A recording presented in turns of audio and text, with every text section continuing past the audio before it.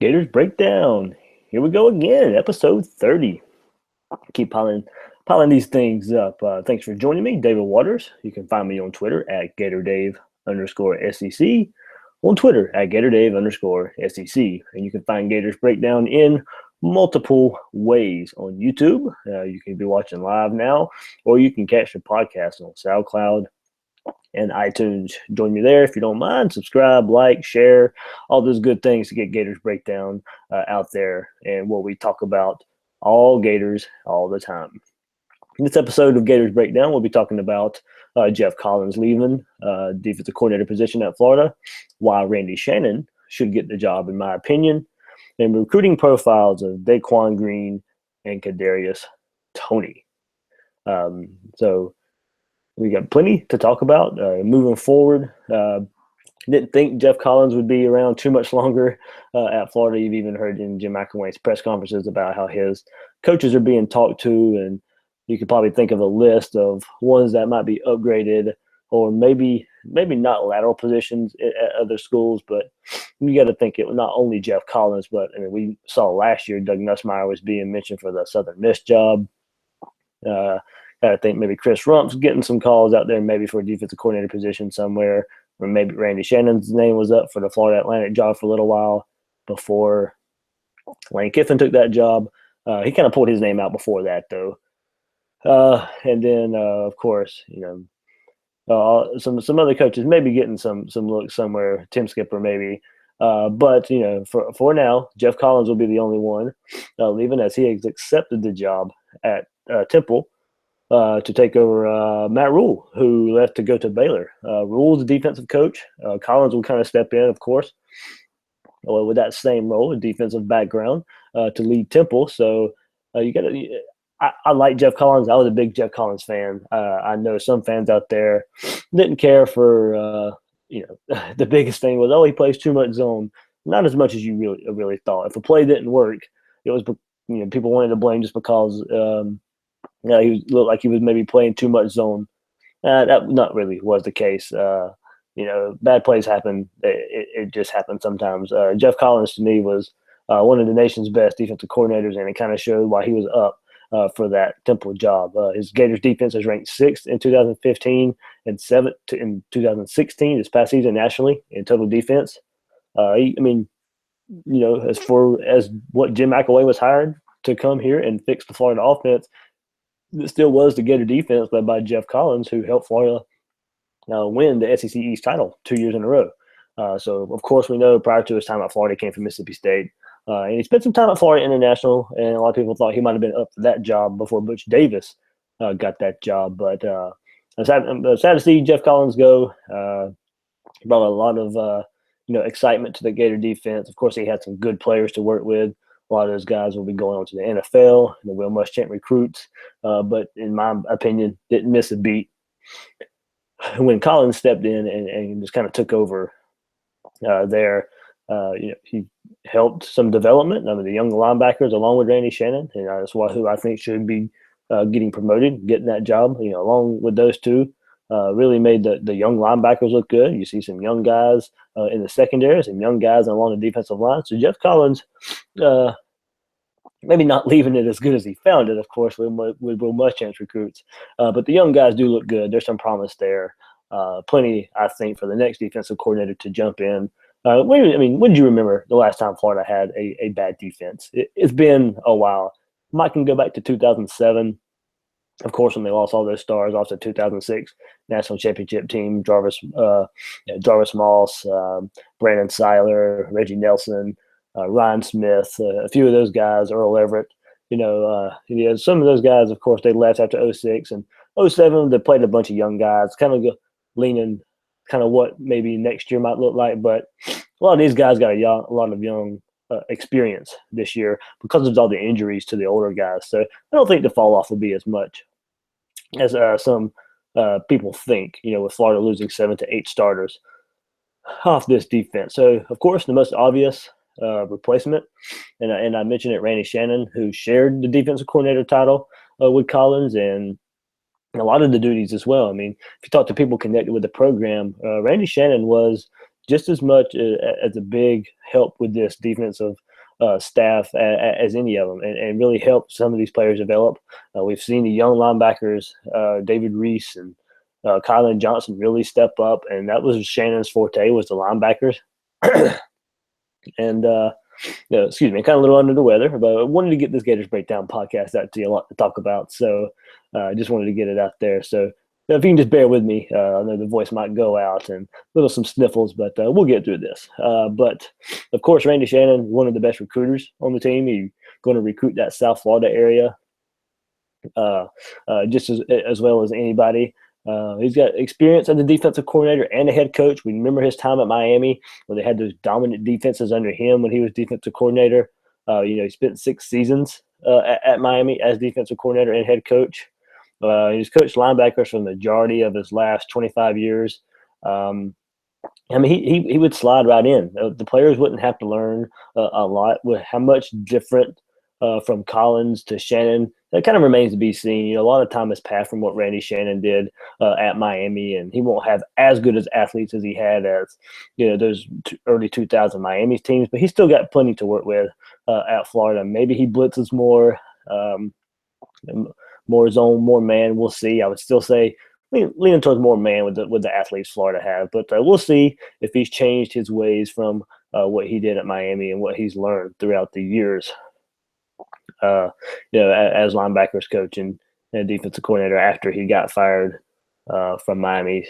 So what brings me to that? And one reason I'd like Randy Shannon to get that job is because Charlie Partridge was the Florida Atlantic coach before he got fired this past season, and they hired Lane Kiffin, of course.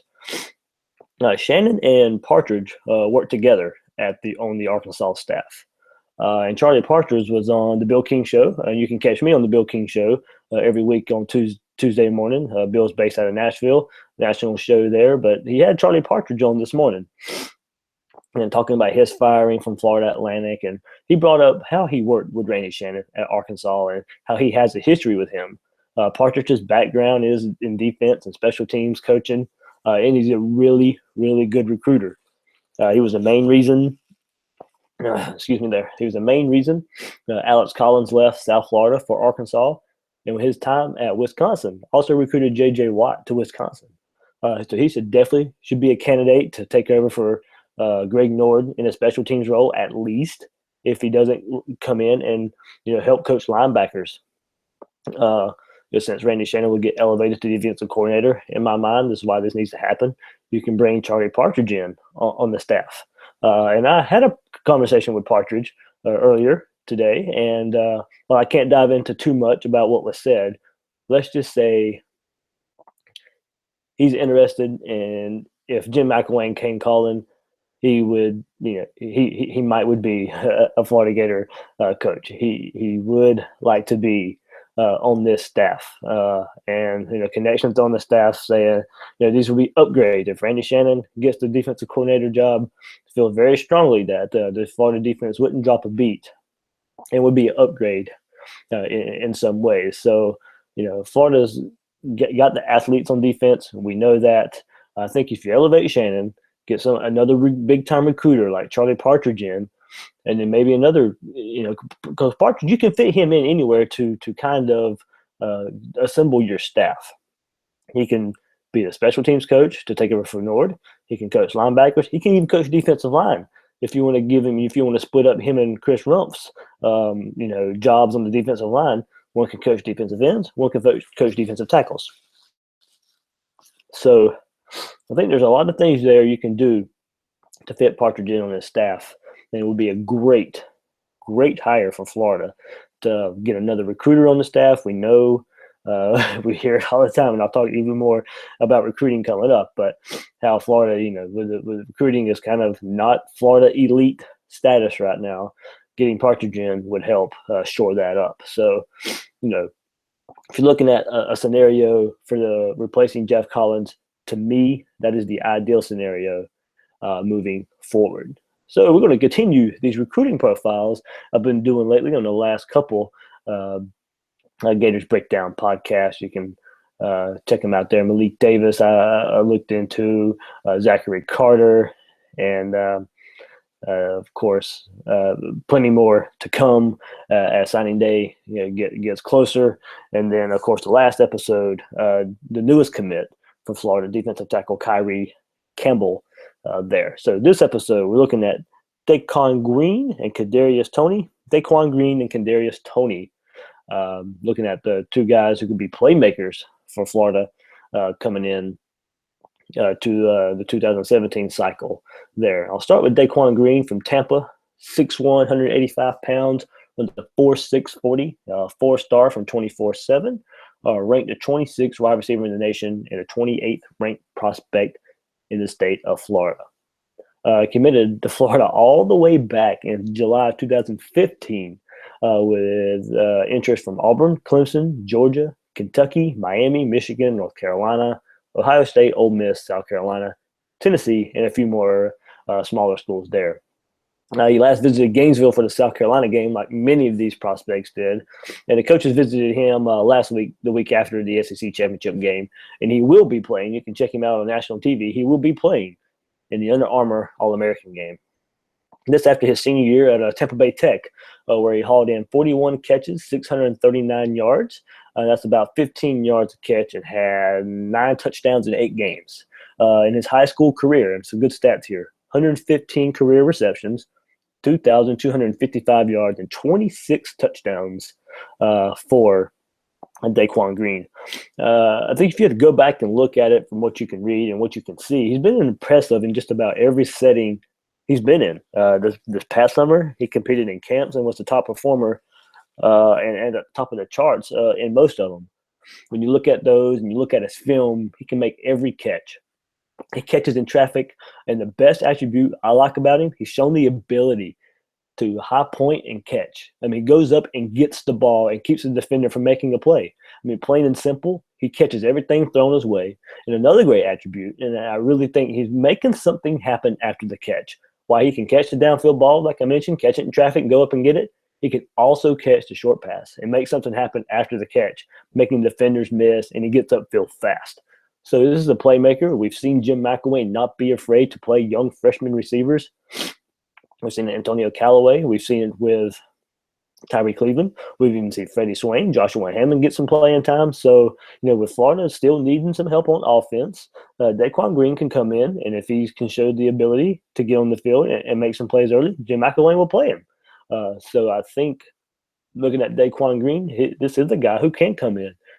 If he can do the things like I mean, Florida still doesn't have a guy who can go up and high point a ball and get it, who the quarterback has the confidence in to just throw it up and that receiver can get it.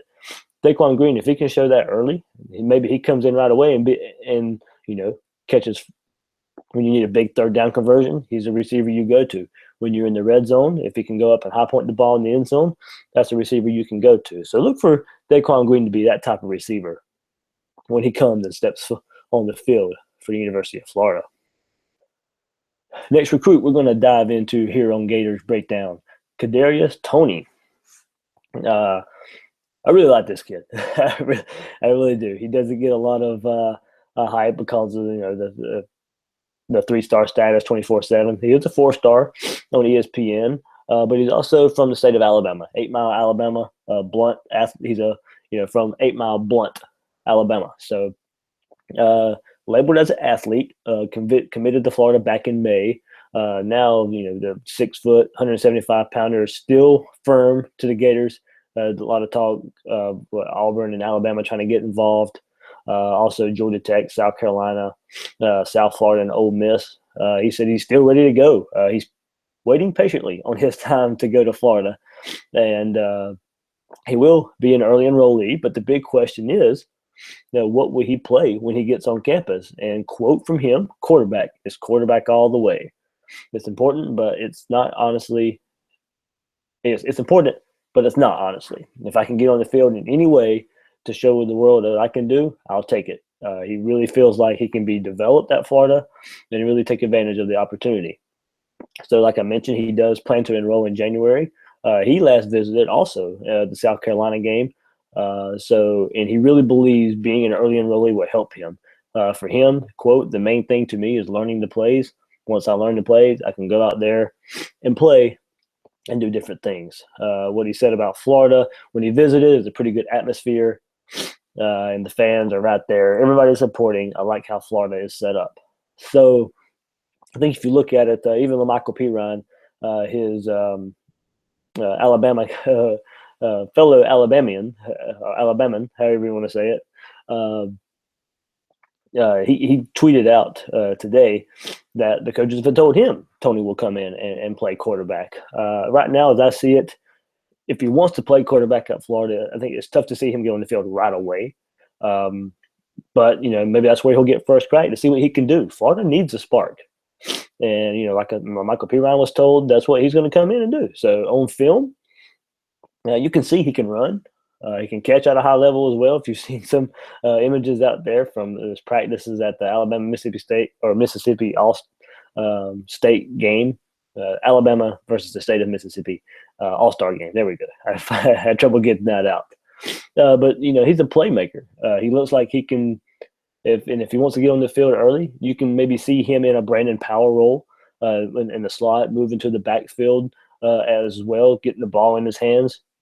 And also, if McElwain wants to get a playmaker on the field, maybe Toney would be a nice option in a wildcat formation in running situations. He's very shifty, not very fast, but fast enough. He can make things happen with the ball in his hands. Voice tackles well and looks to get upfield. And that's another thing that I like about him. I mean, it takes a lot of design runs from the shotgun there in high school and he gets upfield. He makes things happen. He even though defenders are in the backfield on him, he can get away. He's slippery.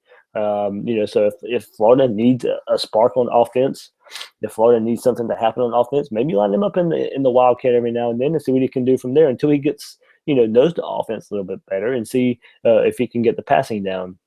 The obvious comparison is going to be Treon Harris and what he looks like there. With his height being a problem, can he see the middle of the field? Can he see over the offensive line? That was Treon Harris' big problem. The middle of the field was non-existent with him at quarterback. So, can Toney find a way to maybe use some more in the middle of the field? I think that would be the biggest question there. But some numbers for him. The 40-yard dash was 4.69. So like I mentioned, not blazing speed, fast enough. 20-yard shuttle, a 4.43 vertical jump. And this is where he excelled, 41.4.